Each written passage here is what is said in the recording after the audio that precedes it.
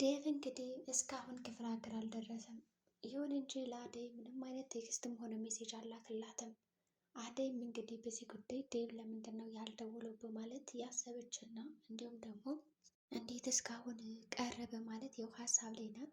በዚህ የተነሳ ሌሊ ደግሞ እንዴት ታዲያ ለምናችሁ እሱ እስከሚደውል ትጠብቂያለሽ? ለምን ደውለሽ አትጠይቅም? ስትላት እንግዲህ የአደይ ምላሽ ምን ነበረ? አይ እዛ መደወል የለብኝም ገና ብዙ ስራዎች ይጠበቁበታል፣ ብዙ ነገር ማድረግ አለበት፣ መስራት አለበት እና ምናልባትም እንግዲህ ራሱ ከጨረሰ በኋላ ቢደውልልኝ የተሻለ ነው ብዬ አልደወልኩም ትላታለች። እንግዲህ ሌሊም የእሷን ምርጫና ፍላጎት አክብራ እሺ በማለት ጉዳዩን ዘን ብላታለች ማለት ነው። በሌላ በኩል እንግዲህ ሌሊ ታማ ሰንብታ ነበረ። ይሁን እንጂ ባቡሬ እየተንከባከባት ነው። በአሁኑ አጅሪት ቤዛ ደግሞ ወደ ፍቅርና እንዲሁም ወደ ቲና በተጨማሪ ደግሞ ወደ ልዱ ነበረች። አሁን ደግሞ ዞር ብላ ወደ አደይና ወደ ሌሊ የጓደኝነት ጥግ መታለች ማለት ነው። ጓደኝነታቸውን እንዲፈርስ አንዳንድ መንገዶችን እየተከተለች ትገኛለች።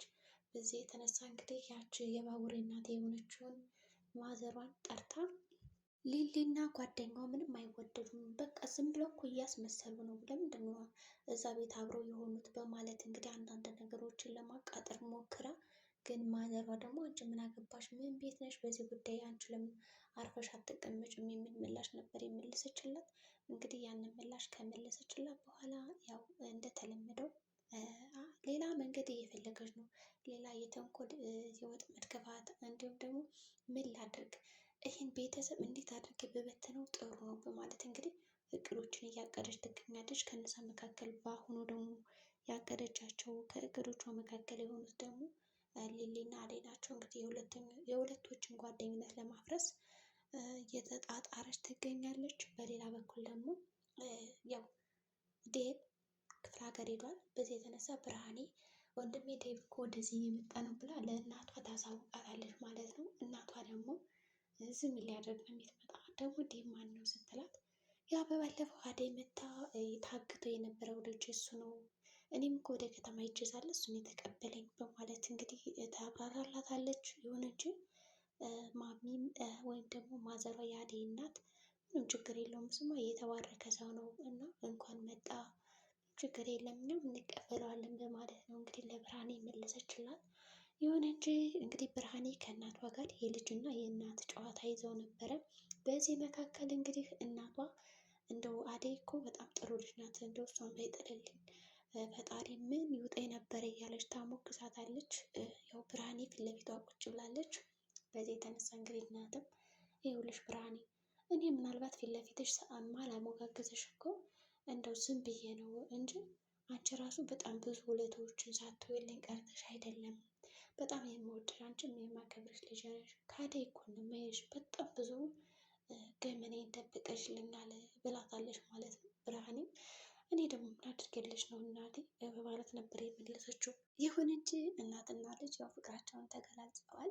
እንዲሁም ደግሞ ያው ብርሃኔ አባቷ ከሚያደርስባት በደል አንጻር እንዲሁም ከአደይ የተረዳ ብቻ እናታቸውን በጣም ነው የሚወዱ። እንግዲህ የብርሃኔ አባትም ወደ ሌላ ቦታ ተሳፍሮ ነበረ። ግን ሲሳፈር አለልኝ እና ጫኔን ይህን ያበበን ነገር አደራ አንዳች ነገር አድርጉልኝ፣ ወደ መጣበት ሸኙት፣ ስመለስ እንዳላገኘው ብሏቸው ነበረ። ይሁን እንጂ እነሱ ምንም ነገር አላደረጉትም። በጸባይ ያው የጓደኛችን ልጅ ነው ስለዚህ ተመለስ ወደ መጣበት ብሉት፣ እሱ አልመለስም ብሏቸው ስለነበረ ሲያየው በጣም ነበር የተነፋባቸው። እንግዲህ ጫኔንም ምንድን ነው ያለው፣ ቆይ አንተ ግን ንቀት ነው ወይስ ምንድን ነው እስካሁን እዚህ ያስቀመጥከው ሲለው፣ እኔ እንግዲህ ጓደኛዬ ልጅ መግደል አልፈለግኩም ይለዋል። ቆይ ማንም ፈርተ ነው? ቀበሌውም ሁሉም ነገር በቁጥጥር ስር ነው፣ ሁሉም ነገር በቃ በእጅ ነው ያለው፣ ስለዚህ ለምንድን ነው የማገሉት በማለት ያሳውቃቸዋል። ጫኔ ለመግደል ፈቃደኛ አይደለም። በሌላ በኩል እንግዲህ ብርሃኔን አግኝቷል ነበረ በጓሮ ጫኔ። አንቺ ብርሃኔ ግን ለምንድን ነው ከዚህ ከዛ የምትንከለከይ? ለምን እኔ በቃ ድል ባለ ሰርግ አግብቼሽ አብረን አንኖርም በማለት ይነግራታል፣ ያሳውቃታል። እሷ ደግሞ እኔ ማላቅ መሰለህ አንተን ማገባ እኔ ሞኝ አይደለሁም፣ ካገባኝ በኋላ እኮ የማንም ባሪያ ልታደርገኝ ነው፣ ስለዚህ እኔ አንተን ከማገባ ቆሜ እቀራለሁ ትለዋለች ማለት ነው። እንግዲህ እሱም እንደዛ ከሆነማ እሺ። ግን ያው እኔ ያላየው እንዳይመስለው ሮማን ራሱ እንደዛ አግብታት እግርና እጅና አስረህ ስታስቀያን ነበረ። ስለዚህ እኔም የእሷ ዕጣ ፈንታ እንዲደርሰኝ አልፈልግም እና እምቢ ትለዋለች። ግን ቆይ እምቢ ካልሽ ያው በጉልበት እንግዲህ አስርሻለሁ ሲላት እንደዛ መሆንም አታረግም።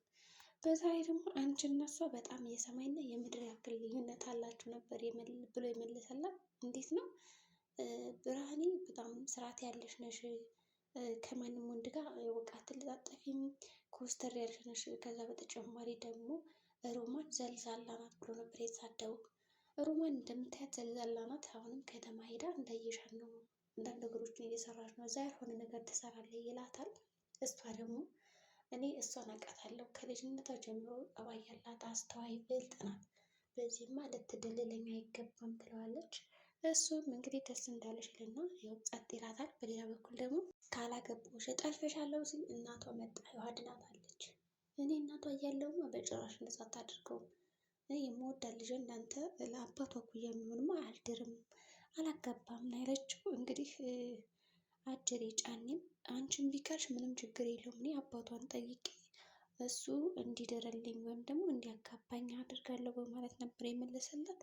ይሁን እንጂ የአደይ እናትም እሱ እኮ አላሳደጋት አልወለዳት፣ ምን አገባው፣ እኔ ነኝ ደግሜ ለብቻ ያሳደግኳት፣ ስለዚህ በእሷ ህይወት ውስጥ የመወሰን እድልም ሆነ ምንም ጣልቃነት አይሰማውም፣ ኃላፊነት ስሜት አይሰማውም። ስለዚህ እኔን ነው ማናገር ካለብን የምታናገረኝ ትለዋለች። እሱም የአደይ እናት ይልና ያው ዝም ይላታል። በሌላ በኩል እንግዲህ አበበና ያቺ በላይነሽ የምትባለው ጓደኛው አብራ ነበር እንደዚህ መስክ ላይ ቁጭ ብለው ያወሩ። በድንገት ደግሞ አጎቷ ይመጣባታል። እንግዲህ አበበም ምናልባት እኮ ተመልሼ የመጣሁት የድሮ ፍቅሬን ላድን ሊሆን ይችላል፣ ያለ አንዳች ምክንያትማ ተመልሼ አልመጣሁም ወደዚህ ወደ ትውልድ ሀገሬ እና በጣም ነው የምወድሽ እያለ ያው ፍቅሩን ሲገልጽላት ነበረ። እንግዲህ በላይነሽም አመሰግናለሁ እያለች ያው ደስ ብሏት፣ በድንገት አጎቷ ይመጣል፣ ያስደነግጣታል። አጎትም እንግዲህ ለምንድን ነው ጭራሽ ፍቅርን የምትገልጥላት በማለት አዋረድከኝ በማለት እንግዲህ ይጮህበታል ማለት ነው። ምክንያቱም በክፍለ ሀገር እንግዲህ እወድሻለሁ እወዳለሁ ማለት የለም ክልክል ነው። በዚህ የተነሳ ክብሬ ዝቅ አለ በማለት ያው ይናገረዋል። እሱም እንግዲህ እንደዛ አይደለም ብሎ ለማስረዳት ሞከረ። አየሽ አይደል በላይነሽ አንቺ ታስደፍሪኛለሽ፣ አሁን እዚህ ጋር ነው እኖራለሁ የምትይው በማለት ነበር ተቆጥቷት ሄደው። እሷም ለማስረዳት ሞከረች፣ አጎቷን ተከትላም ነበር ሄደችው። አበበም እስካሁን እኮ ድል ባለ ሰርግ ያው አላገባኋትም፣ ግን ደግሞ አኮርሃለሁ ድል ባለ ሰርግ ነው ማገባት ይለዋል።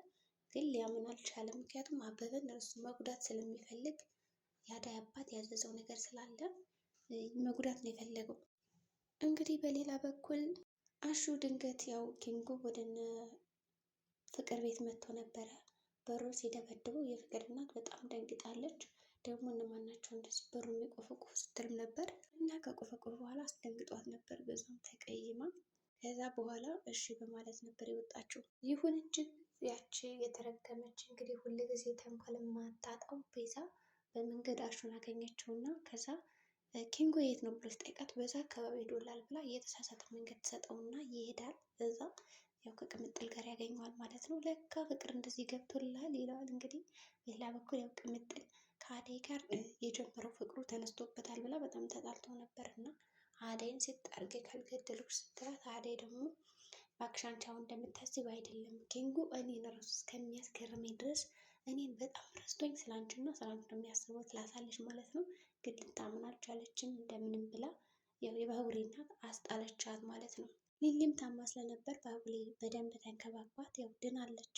እንግዲህ አንተን የመሰለ ጓደኛ ስላለኝ አመሰግናለሁ ትለዋለች። እንዲሁም ደግሞ ቅምጥል ያው የተናደደችበትን ነገር ከሰማ በኋላ ልክ ያው ልዱ እሷን የፈለገችው እንደሆነ ሲነግራት ያው መንጨርጨር ጀመረች። እንግዲህ የፍቅር እናትም በጣም ኃይለኛ ሆኗል። ማንን ልመን? ቆይ ለምንድን ነው ሰዎቹ የሚዋሹኝ?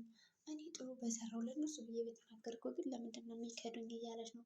ቤዛ ውሸት ነገረቻት። ባሹና በሮማን ያለውን ግንኙነት እንዲበላሽ እንዲሁም ደግሞ ከስራው እንዲባረር ነበር የፈለገች። ግን እንዳጋጣሚ ሆነና ሮማን እውነቱን ተነግረዋለች። አሹ ስራ ቦታ ሄዷል ብላት ነበር ለፍቅር እናት። በዚህ የተነሳ እውነትሽን ነው እያለ ስታጣራት ነበር። አዎ አለቻት። ስለዚህ አንቺንም ዋሽቶሻል ማለት ነው፣ ስርቆት እየጀመረ ነው ትላታለች። አረት እየበዛ እንደዛ አይደለም ማለት ነበር እንግዲህ የመለሰችላት። ይሁን እንጂ አሹ እንደመጣ ወዲያውኑ ያስረዳታል። ስራ ሄጃለሁ ስመለስ በእርግጥ በመንገዴ ኪንጎን አግኝቼዋለሁ ብሎ እንግዲህ በጥሩ መላ ያው ጥሩ መላ ነው ያመጣላት። ይሸኛታል፣ ያባብላታል። እሷም እሺ በማለት ተቀበለችው ማለት ነው። ፍቅርም ሮማንን ጥምድ አድርጋ ይዛታለች። ልክ አደይ ላይ ስትሰራው እንደነበረው ግፍ አሁንም ከሮማን ላይ መጫወት ትፈልጋለች። ሮማን ግን አልታዘዘቻትም። ግን ደግሞ ከእናቷ ጋር ልታጣላት እየሞከረች ነው። እንግዲህ ዴቭ እንዴት ነው ሽምግልና ይሳካለታል ወይስ አይሳካለትም? እስካሁን እንግዲህ ምንም የሰማነው ፍንጭ የለም። በቀጣይ ቪዲዮ እንግዲህ እስከሚዳሩ እንጠብቃለን። መልካም ጊዜ ይሆንላችሁ።